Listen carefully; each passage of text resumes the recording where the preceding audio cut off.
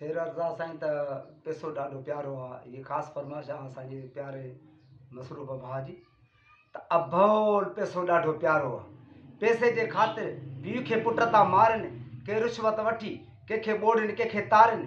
बिशनी भाऊ ॾिठा अथव चढ़िया लथा लारनि, हिकु महांगाई ॿियो मिलावट, कयो वेल वापारनि, खीर में बि था पाणी विझनि, भरियो तन जो वारो आहे। अभोल पैसो ॾाढो प्यारो आहे।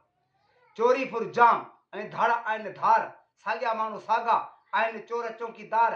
भाॻियो जे जागी पियो त थी विया दूधू दधकार, पोइ त पेट बि पुलिस पटीअ ते सिपाही सूबेदार। ॾाढो त मिड़ई बाबो आहे, बाक़ी मिसकिननि मथां मारो आहे। अभोल पैसो ॾाढो प्यारो आहे। शौक़ मां शादी करे पूरी कई पर वञी साल रहियो सऊदीअ, घड़ी न रहियो घर, ज़ाल खां बि ज़ोर मिठी ज़ाहिर में आहे ज़र। कीअं करे काॾे वञे हीअ निमाणी निधर, पोइ वठु वठु हणु हणु हीअ कारी हो कारो आहे। अभोल पैसो ॾाढो प्यारो आहे।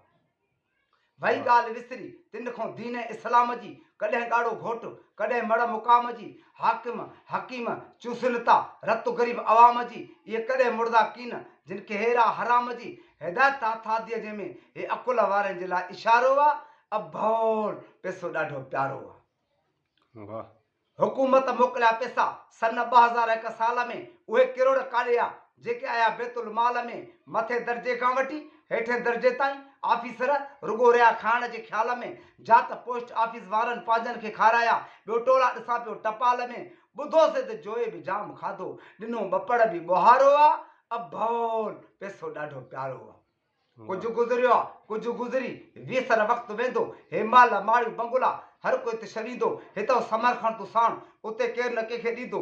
अलाह पाक जे आॾो हे अलीशर जॾहिं ईंदो, मतिलबु ॾे तूं माफ़ी मौला, सुहिणे अरबीअ जो सहारो आहे।